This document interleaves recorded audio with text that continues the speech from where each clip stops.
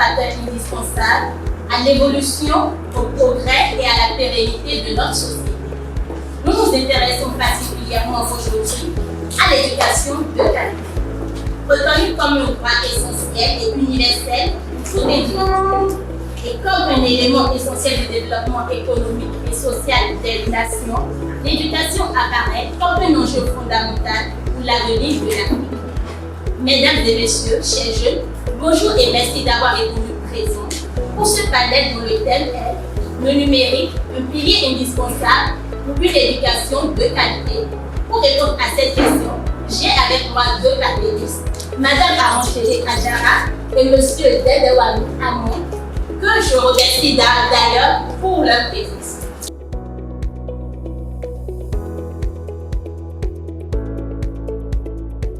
J'ai remarqué qu'il y a une difficulté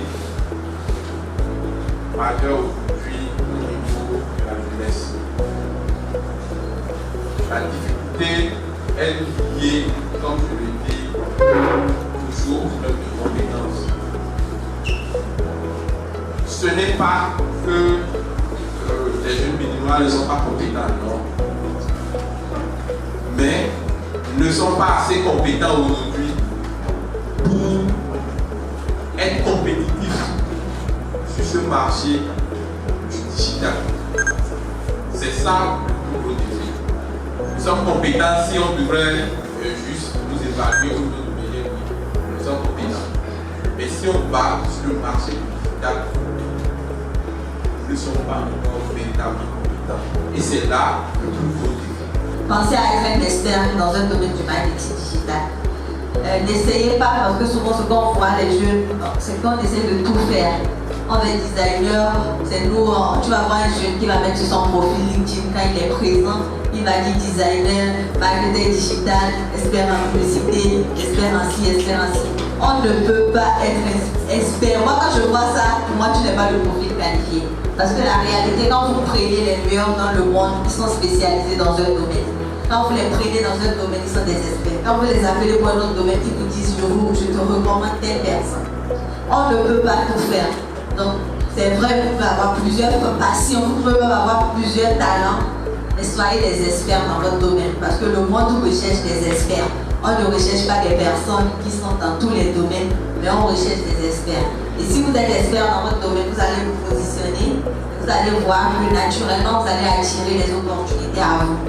Je dis souvent aux jeunes, si tu chômes, tu dis que tu n'as pas d'emploi, tu ne gagnes pas de l'argent, c'est parce que tu l'as choisi. Parce qu'il y a tellement d'opportunités, il y a tellement d'entreprises qui sont prêtes à investir. Mais la réalité, c'est que les entreprises vont vous payer selon la valeur que vous avez. Donc si vous venez vous dites à une entreprise, paye-moi 1 million et qu'elle dit, et cette entreprise vous dit tout simplement que c'est trop cher, c'est parce que vous ne valez pas les 1 million. La réalité, c'est que si vous valez les 1 million, si l'entreprise a vraiment besoin et qu'elle a les moyens, elle va payer. Mais même si elle n'a pas les moyens, elle va juste vous dire que je n'ai pas les moyens. Vous avez le profil qu'il faut, mais pour le moment, en tant qu'entreprise, on ne peut pas se permettre de le faire. Donc quand on vous dit généralement que c'est trop cher, il n'y a pas de budget, c'est parce que vous n'avez pas la valeur que vous demandez. Donc en tant que jeune, focalisez-vous aussi à avoir de la valeur, surtout dans le domaine du numérique. Comme on dit, c'est un métier d'avenir, il y a beaucoup de choses à faire dans le domaine, mais il y a également beaucoup de personnes qui se positionnent de plus en plus. Donc c'est un peu la jungle. Et pouvoir se distinguer votre meilleur dans son domaine.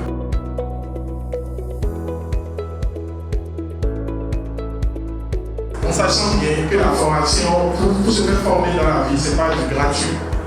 Et je voulais te demander qu'est-ce que le gouvernement fait, ou bien qu'est-ce que le ministère est en train de concocter pour nous aider à être spécialisés dans ce domaine-là pour le développement de tous. C'est assez capital pour nous. Nous allons nous réunir, nous allons discuter toute la journée. Tant qu'une nation n'est pas posée dans ce domaine, le problème restera toujours le même. Alors, vous savez, c'est un peu difficile pour nous, de la classe moyenne, de pouvoir faire ce voyage, aller étudier et tout, ça vaut un coup. Un internat l'a dit tout à l'heure. Qu'est-ce qu'on pourrait faire réellement pour cette classe moyenne afin que, même si on n'a pas le maximum, on pourrait avoir une formation dans ce sens pour que prochainement cette compétitivité soit réellement à l'interne et non à l'international. Je voudrais savoir quel est le process quand un jeune béninois porteur d'idées ou solutions numériques désire se faire accompagner par le gouvernement. Quel chemin il doit suivre? Si je comprends bien votre développement, est-ce à dire que ces formations sont gratuites au niveau de l'école des métiers du numérique?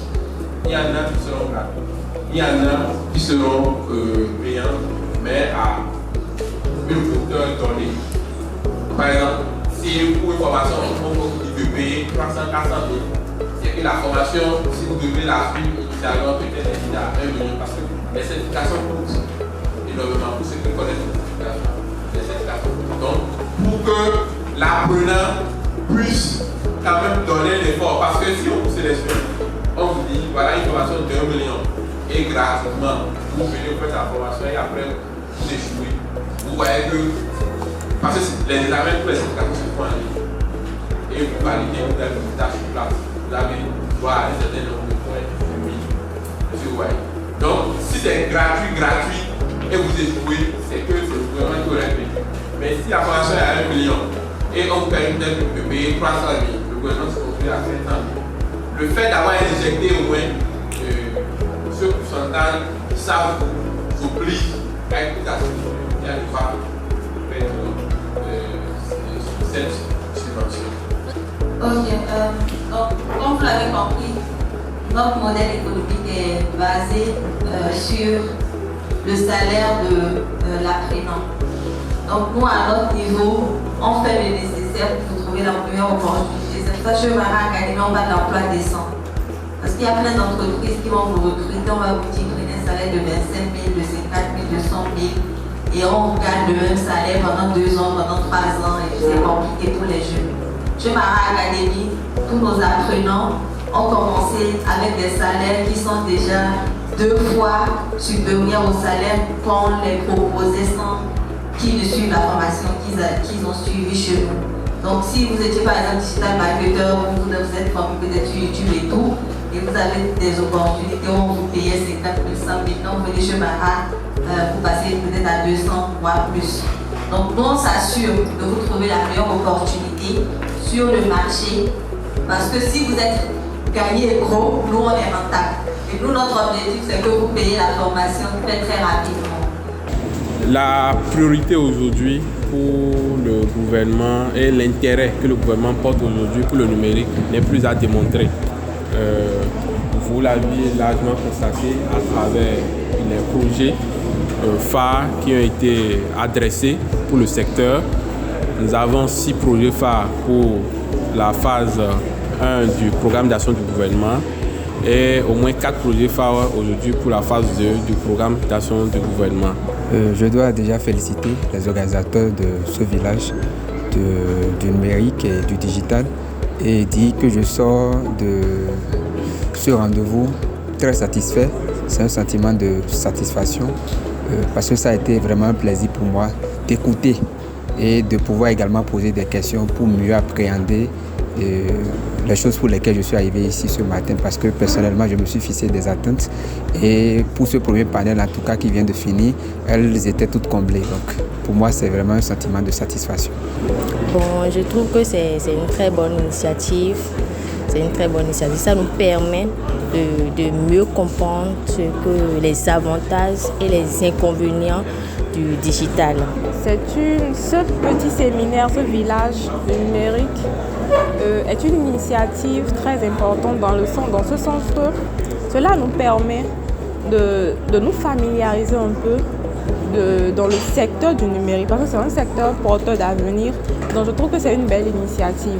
Aussi la formation, le petit séminaire que j'ai eu à suivre aujourd'hui m'a permis c'est vrai que je ne suis pas dans le domaine du numérique, mais cela m'a permis de me familiariser un peu avec le concept, de mieux appréhender certains mots-clés qui en principe devaient ressortir du domaine d'une personne ayant reçu une formation dans ce cadre.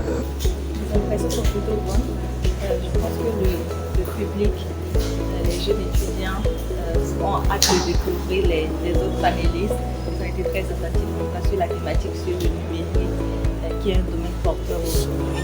Et plein de jeunes veulent se lancer dans le domaine. Avec le représentant du ministère du numérique, je pense que les jeunes ont eu assez d'éléments pour pouvoir mieux se lancer dans le domaine du numérique. Ok, lorsque j'ai lu le thème, je ne savais pas que ce sera l'occasion pour nous de rencontrer de très beaux panélistes. D'abord pour ce thème-là. Et je connais très bien Madame Adjaratou parce qu'elle a organisé récemment une formation à Parakou où elle nous a parlé du blogging.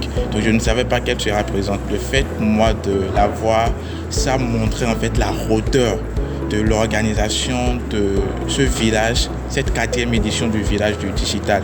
Donc j'ai beaucoup appris et je suis satisfait. C'est une belle initiative et si cela peut se perdurer avec le temps, ce serait surtout bien pour nous. Merci. Nous avons la foire au projet qui a été initiée cette année. Et avec la foire au projet, nous donnons l'occasion en fait à ces jeunes qui participent au village du digital de pouvoir présenter les projets qu'ils ont. Afin que les autres participants qui n'ont pas forcément présenté de projet, mais qui ont des compétences, puissent accompagner ces derniers qui ont présenté des projets à pouvoir les réaliser à terme. Mais également, le village cette année, c'est de pouvoir réfléchir pour qu'à la fin de cette année, ou courant l'année prochaine, nous puissions sortir une solution digitale au nom du village digital. C'est autant de choses en fait que nous faisons cette année en termes d'innovation. Tout le monde a envie de se corriger. Donc, si vous n'êtes pas concerné par cette étude, vous avez des jeunes frères qui sont encore au secondaire. Vous avez des jeunes sœurs qui sont encore au secondaire ou des enfants qui sont au secondaire. Orientez-les vers les séries techniques pour leur donner la possibilité d'aller vers les métiers techniques du digital. C'est les métiers les plus payants.